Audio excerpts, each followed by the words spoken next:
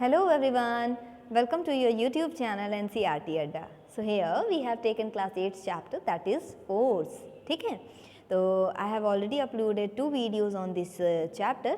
तो first video में हम लोगों ने क्या बात की है, हम लोगों ने फोर्स के बारे में बात की है कि फोर्स क्या है और उसके इफेक्ट्स के बारे में, ठीक है, बात की है उसमें. सेकेंड वीडियो में वी हैव टॉक्ड अबाउट कि कॉन्टैक्ट फोर्सेस क्या हैं, नॉन कॉन्टैक्ट फोर्सेस क्या हैं, कौन कौन से ऐसे फोर्सेस हैं जो कॉन्टैक्ट फोर्सेस में आएंगे, कौन कौन से ऐसे फोर्सेस हैं जो मतलब कौन कौन से ऐसे फोर्स हैं जो आपके नॉन कॉन्टैक्ट फोर्स में आएंगे. तो वो भी हम लोगों ने अपनी सेकेंड वीडियो में इतना भी जाना है, लेकिन उसको डिटेल में टॉपिक वाइज अभी समझना है हम लोग को ना. तो इससे पहली वाली जो वीडियो थी उसमें हम लोगों ने अभी 3 फोर्सेस देखे हैं. ठीक है, फर्स्ट वाज मस्कुलर फोर्स या जिसे हम लोग बायोलॉजिकल फोर्स भी कहते हैं, जो कि कॉन्टैक्ट फोर्स के अंडर में आता है. ठीक, सेकंड वाज इलास्टिक फोर्स, जो कि ये भी आपका कॉन्टैक्ट फोर्स के अंडर में आता है.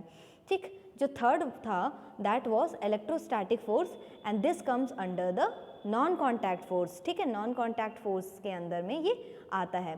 तो if you haven't watched those videos please have a look of that. तो आपको क्या होगा कि इससे आपको जो आगे के टॉपिक्स रहेंगे वो आपको आसानी से समझ में आएंगे ना.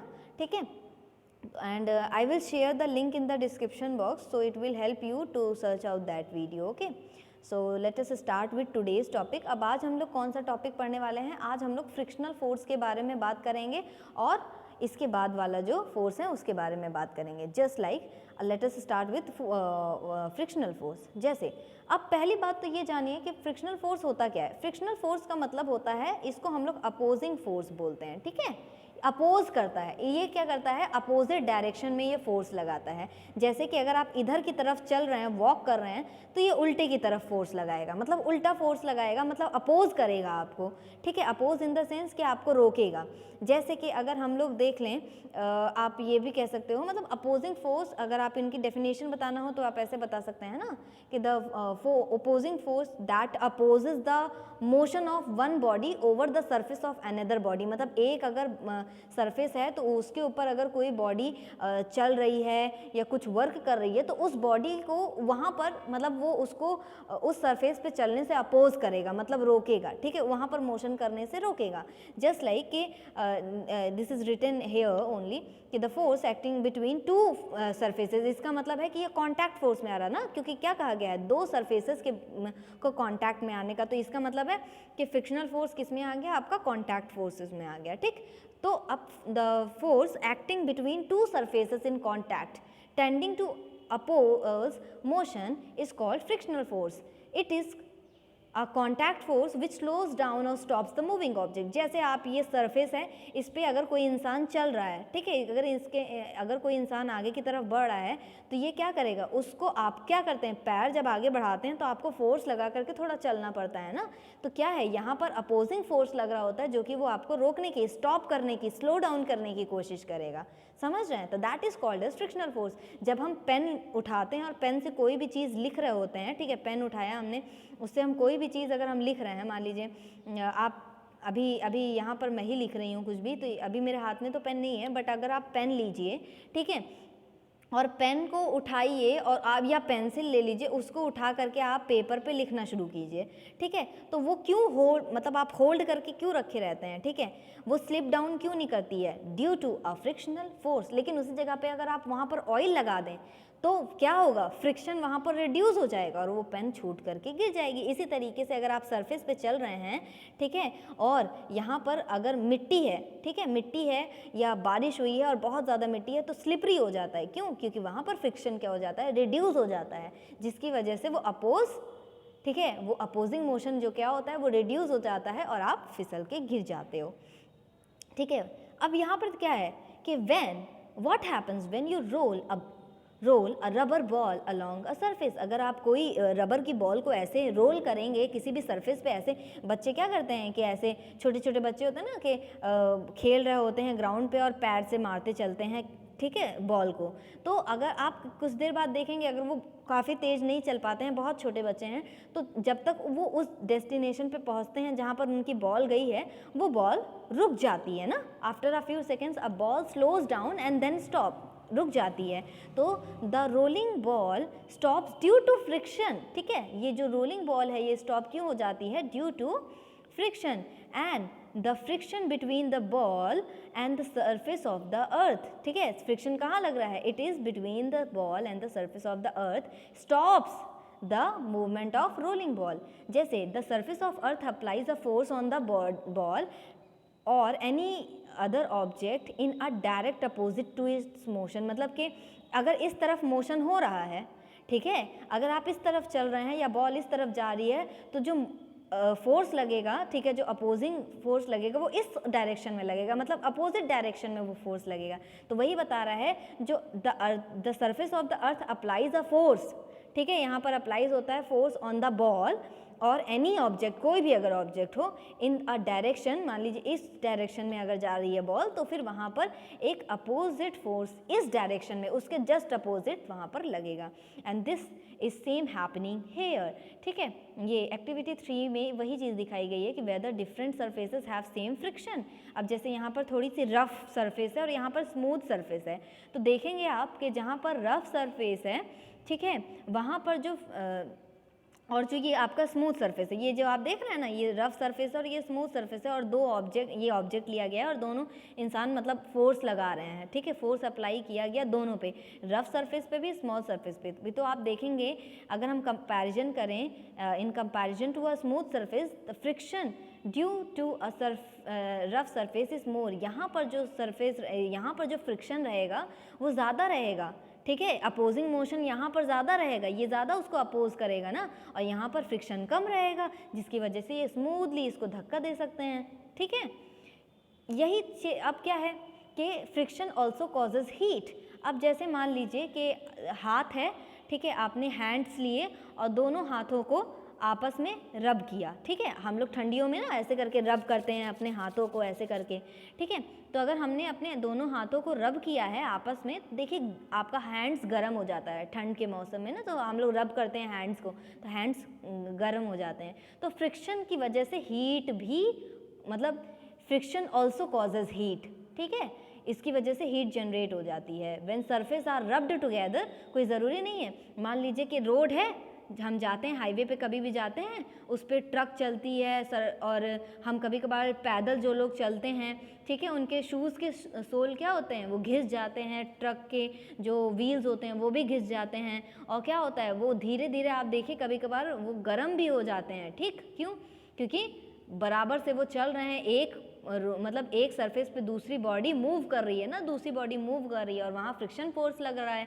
ठीक है, तो जिसकी वजह से हीट भी कॉज होती है। तो due to friction the surface of the objects weared away, फट भी जाते हैं कभी, ठीक है, जैसे कि यहाँ अगर हम देखें तो शूज़ के सोल घिस जाते हैं, जो टायर होते हैं वो भी घिस जाते हैं, तो the bottom of your shoes and the tyre of the vehicle and the pebbles, ठीक है, the pebbles and the stone near a beach becomes smooth due to wearing, धीरे धीरे धीरे धीरे करते करते, it is caused by the friction between water and pebbles. तो ये क्यों कॉज हो रहा है, मान लीजिए वाटर है, वाटर कॉन्टीन्यूसली, मान लीजिए पेबल्स होते हैं ना नीचे, वाटर अगर ऊपर सरफेस है और नीचे बहुत सारे ऐसे छोटे छोटे पत्थर एकदम पेबल्स होते हैं ना, जिन्हें हम पेबल्स बोलते हैं, तो क्या हो गए, धीरे धीरे करके वो छोटे होते जाते हैं, छोटे होते जाते हैं, क्यों, क्योंकि बार बार, क्योंकि फ्रिक्शन लगता है ना, वहाँ पर फ्रिक्शन फोर्स लग रहा है, फ्रिक्शन हो रहा है बिटवीन किसके बीच में, वाटर और पेबल्स के बीच में, जिससे वो घिस रहा है, और जब वो घिस रहा है तो वो छोटा होता चला जा रहा है ना, तो दिस हैपेंड। तो जो फ्रिक्शन है it helps you in walking also, ठीक है, जिसकी वजह से हम चल पाते हैं। When you walk there is a friction between your foot and the ground, क्योंकि एक सरफेस तो आपका ग्राउंड है, दूसरे और आपकी बॉडी उस पर चल रही है, आपकी बॉडी क्या हुई, दूसरा ऑब्जेक्ट जो क्या हुआ, आपकी बॉडी एक बॉडी के ऊपर मूव कर रही है, तो यहाँ पर भी फ्रिक्शन अप्लाई होगा, तो friction helps you in walking, this prevents you from slipping, ये आपका क्या करता है, इसकी वजह से ही आप चल पाते हैं, वरना आप गिर जाएंगे, अगर फ्रिक्शन अपोजिंग फोर्स नहीं लगेगा तो आप गिर जाएंगे, ठीक। क्या होता है कभी कभार बहुत तेज़ जब हवाएं पीछे से चलती रहती है तो आप अपने आप आगे की तरफ लुढ़कते चले जाते हो ना, तो वही चीज़ यहाँ पर बताई जा रही है कि फ्रिक्शन की वजह से आप चल पाते हो आराम से। This prevents you from slipping, friction helps you to write, अभी जो मैंने बताया, व्हेन यू राइट, जब हम लिखते हैं, there is a friction between your paper and pen when you are writing, trying try writing on a sheet of paper with an oily sheet. अगर आप ऑयली सरफेस पे, मान लीजिए आपने पेन लिया और इस पेन में बहुत सारा तेल लगा हुआ है और आप पेपर पे लिख रहे हो, तो आप क्या करोगे, आपकी पेन स्लिप करेगी ना, तो जो ऑयल होता है वो फ्रिक्शन को रिड्यूस कर देता है। अगर देखिए, अगर फ्रिक्शन कम है तो फिर आप फिसलेंगे, आपका हाथ फिसलेगा, लेकिन अगर फ्रिक्शन ज़्यादा है तो फिर आप नहीं फिसलेंगे, ठीक। तो friction between two objects can be increased by making the surface rough, ठीक है। हम कैसे इंक्रीज कर सकते हैं, उस सरफेस को रफ कर दें, ठीक है, तो उस पर क्या होगा, फ्रिक्शन जो है हम उसको इंक्रीज कर सकते हैं, उसको खुरदुरा बना दिया जाए, ठीक है, खुरदुरा कर दिया जाए तो उस पर लोग जल्दी नहीं फिसलते हैं, ठीक। तो फ्रिक्शन, अगर friction between the two objects can be increased by making the surface rough and it can be decreased by making the surface smooth. जैसे अगर हम लोग, कभी आपके घर में कोई गेट होगा, उस पर देखिए बार बार ग्रीसिंग की जाती है, क्यों, क्योंकि धीरे धीरे करके वो जैम हो जाता है, लेकिन जैसे ही हम उसमें तेल वगैरह या कुछ ऑयलिंग ग्रीसिंग करते हैं वो तुरंत स्मूथ हो जाता है, ठीक है, क्योंकि वहाँ पर फ्रिक्शन, वहाँ उसका रिड्यूस हो गया रहता है। उसके पहले तक फ्रिक्शन इंक्रीज्ड फॉर्म में रहता है ना, जिसकी वजह से वो बंद नहीं होता, आपका गेट नहीं बंद होता। फिर जैसे ही आप उसमें डालेंगे सरफेस स्मूथ हो जाएगा, आराम से वो स्लाइड कर सकता है, ठीक। So our next topic is gravitational force, ठीक है। अब ये ग्रेविटेशनल फोर्स है क्या है, ग्रेविटेशनल फोर्स मतलब है आपका कि अट्रैक्टिव फोर्स इन्हें हम कहते हैं, ठीक है, अट्रैक्टिव फोर्स, ठीक है, अट्रैक्टिव फोर्स, ठीक है, अट्रैक्टिव फोर्स जो कि अर्थ लगाता है, ठीक है, कौन लगाता है, अर्थ अप्लाई करता है, ग्रेविटी जिसे हम बोलते हैं ना, अट्रैक्टिव फोर्स, ठीक है। तो यू मस्ट हैव ऑब्जर्व, कभी कभार जब आप लोगों ने देखा हो, अगर आपने अपने विलेज एरियाज़ में या आप आसपास अगर कोई ऐसे फलों का पेड़ हो, तो आप कभी देखिए अगर कोई चीज़ पक जाती है, ठीक है, कुछ भी अगर आपने फ्रूट्स वगैरह लगाए हैं, तो अगर वो पक जाती है तो अपने आप नीचे ही गिरती है, ऐसा नहीं है कि आसमान में चली जाती है या इधर गिर जाती है या उधर गिर जाती है, ऐसा तो है नहीं, वो सीधे नीचे ही गिरती है, ठीक है। तो this is due to the force of gravity, ठीक है, force of gravity in the sense कि हम लोग देखते हैं ना कि नीचे की तरफ ऑब्जेक्ट क्यों गिर रहा है, ठीक है, some force which acts on these body due to which objects fall towards the ground. इसके ऊपर कुछ फोर्स अप्लाई हो रहा है इस ऑब्जेक्ट के ऊपर, जिसकी वजह से वो नीचे खिंचा आ रहा है और नीचे आ रहा है, ठीक है। This is called as force of gravity, इसे हम लोग ग्रेविटेशनल फोर्स बोलते हैं, मतलब ऐसा फोर्स जो कि अर्थ लगाता है, ठीक है, अर्थ ऐसा फोर्स लगाता है, मतलब जिससे कि जितने भी ऑब्जेक्ट्स हैं वो अट्रैक्ट हो करके नीचे की तरफ, अर्थ की तरफ आए, that force is called as force of gravity या फिर ग्रेविटेशनल फोर्स। तो ये अर्थ क्या, the force with which the earth attracts all the bodies towards itself is called gravitational force. जैसे अगर हम लोग देखें कि अगर हम कुछ भी चीज़ ऊपर की तरफ फेंकते हैं तो वो नीचे की तरफ आती है, अगर हम बॉल फेंक दें, ठीक है, ऊपर की तरफ हमने फेंका, नीचे सीधे की तरफ आती है, ठीक है। तो this is just due to the gravitational force, it is coming down, ठीक है। तो all the objects when let go down fall freely towards the ground, मतलब बहुत फ्रीली वे में आते हैं।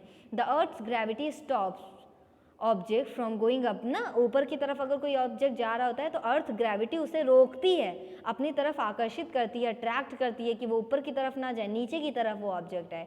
तो जब हम कोई भी चीज़ ऊंचाई की तरफ, मतलब आसमान की तरफ अगर हम फेंकते हैं, ऊपर की तरफ अगर हम फेंकते हैं तो वो बहुत स्पीड से जाता है, लेकिन उतनी ही स्पीड से, मतलब अगर हम जिस स्पीड से फेंकेंगे उस, आप देखेंगे कि the speed of the falling ball, ठीक है, इंक्रीज हो जाती है। अगर हम जितना ऊपर फेंकेंगे, ठीक है, हमने मान लीजिए कोई बॉल ऊपर की तरफ फेंकी, तो देखेंगे आप उस बहुत तेज़ी से वो नीचे की तरफ आती है, ठीक है। पहले जितना ऊपर तक वो जा सकती है, जितना उसका लिमिट है वो जाती है, लेकिन फिर वहाँ पर अट्रैक्टिव फोर्स लग रहा है ना अर्थ की तरफ से, वो उससे ज़्यादा तेज़ी से मतलब नीचे की तरफ आएगी, ठीक है। तो when a ball dropped from a height, it's speeds goes on increasing and the speed of a falling ball increase because the earth applies a pulling force on which it is called force, और इसी को हम लोग force of gravity बोलते हैं।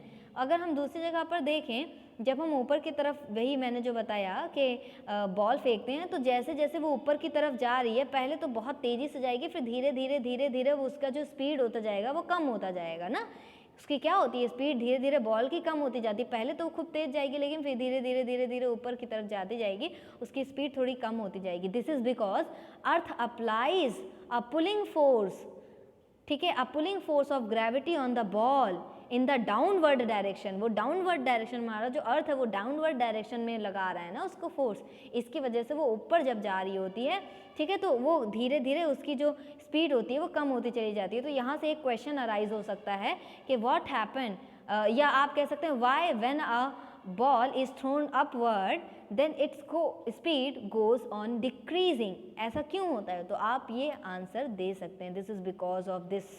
ठीक, अब force of gravity depends on the mass of the object and their distance from each other, ठीक है, उसके मास ऑफ ऑब्जेक्ट और उसके बीच में जो डिफरेंस है इस पे डिपेंड करती है force of gravity. Objects with larger mass have a larger force, ठीक है, जिसका जितना ज़्यादा मास होगा, जितना ज़्यादा जिसका भार होगा उसके उतना ज़्यादा ही फोर्स मतलब लगता है ना। So therefore an object with more mass will have more weight, जिनका जितना ज़्यादा मास होगा उनका उतना ही ज़्यादा वेट होगा। तो जो मतलब जो वेट होता है ना बॉडी का, अब ये क्या है, there is a sentence written here कि the force by which earth attracts a body is the weight of the body on the earth. जैसे अगर किसी ऑब्जेक्ट का, मान लीजिए कोई यहाँ पर ऑब्जेक्ट है, इसका कुछ भी वेट है, मान लीजिए समथिंग कुछ भी वेट है, कुछ भी वेट है यहाँ पर, तो क्या है, अर्थ उतना ही फोर्स लगाती है जितना उस बॉडी का वेट है अर्थ पर, वो अर्थ जो है वो उतना ही फोर्स लगाएगी, ठीक है, कितना फोर्स लगाएगी, जितना उस बॉडी का, उस ऑब्जेक्ट का वेट है अर्थ पर, ठीक है। तो उस हिसाब से वो फोर्स लगाती है अर्थ और अट्रैक्ट करती है बॉडी को, ठीक है। मान लीजिए इसका जो वेट है वो यहाँ पर कम है, ठीक है, तो अर्थ भी कम ही उतना ही वेट लगाएगी जितना उसका अर्थ पे रहेगा और उस हिसाब से उसको अट्रैक्ट करेगी, ठीक है। तो we measure weight with a device, हम किस चीज़ से मेजर करते हैं वेट को? स्प्रिंग बैलेंस से, ठीक है। अभी आपका आगे का टॉपिक है spring balance. Mass of the body is measured in kilogram, ठीक है। हम किसी भी ऑब्जेक्ट का, किसी भी बॉडी का जो मास है वो किस में मेजर कर सकते हैं? किलोग्राम में कर सकते हैं, ठीक है। और वेट को जो है वेयर एज वेट जो है हम लोग उसको न्यूटन में, ठीक है, मास को हम किस में मेजर कर सकते हैं? किलोग्राम में, और weight is measured in newtons. देखिए फोर्स की जो एसआई यूनिट है वो क्या है? न्यूटन है, एसआई यूनिट की बात हो रही है। और हम लोग वेट को मेजर कर सकते हैं न्यूटन में या किलोग्राम फोर्स में या किलोग्राम वॉट में, तो इन सब में हम कर सकते हैं। तो distance between object and the earth also affects gravitational force. Spacecraft moves beyond the earth's gravitational force while a ball throw high in air comes back to the earth, ठीक है।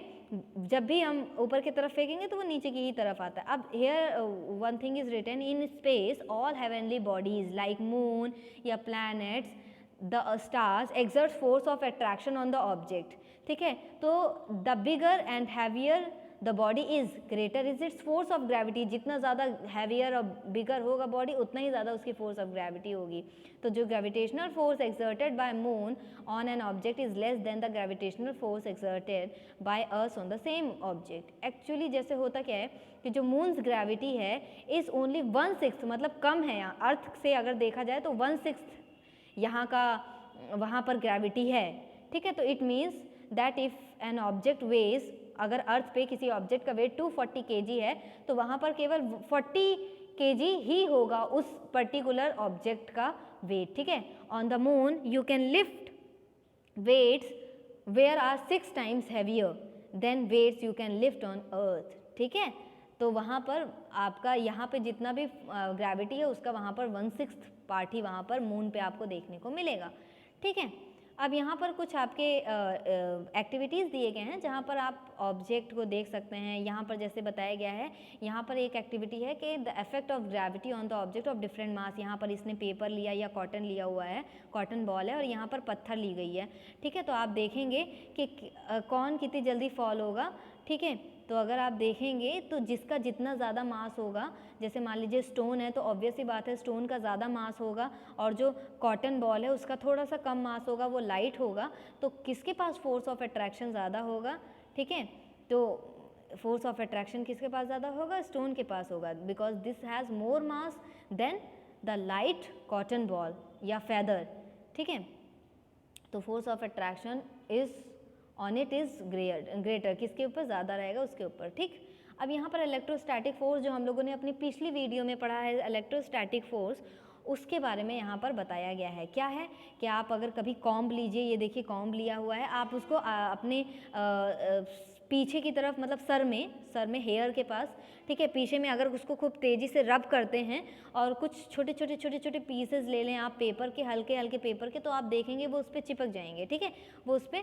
तो this is because your hair and comb have developed electric charges, वहाँ पर develop हो जाते हैं, ठीक है। So now again comb your dry hair vigorously, bring the comb near tiny bits of dry paper and observe them. जब आप observe करेंगे तो यहाँ पर ये चिपक जाएंगी, ठीक है। क्यों?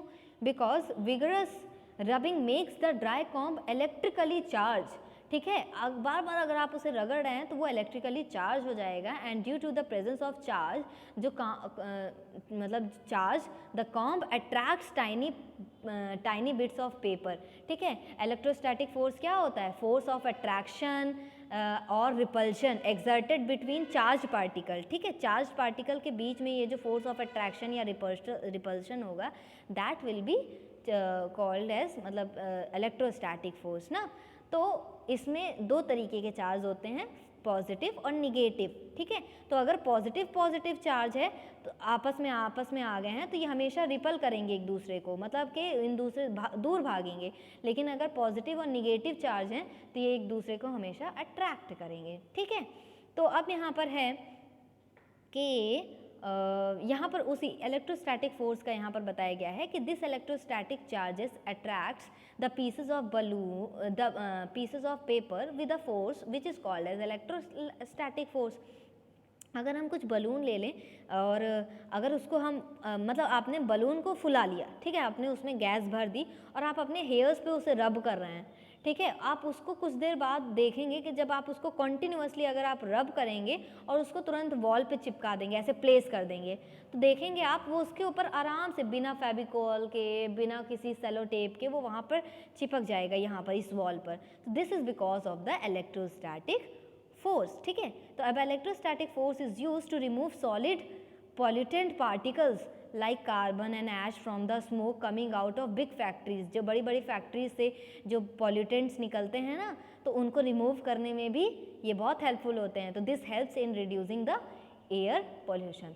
Okay, so in this video we will study till here, otherwise video will be too long, and in our next video we will talk about magnetic force and nuclear force and about the spring balance also, ठीक है। Please like this video, subscribe my channel and share all my videos with your friends, okay। See you in the next video. Thank you.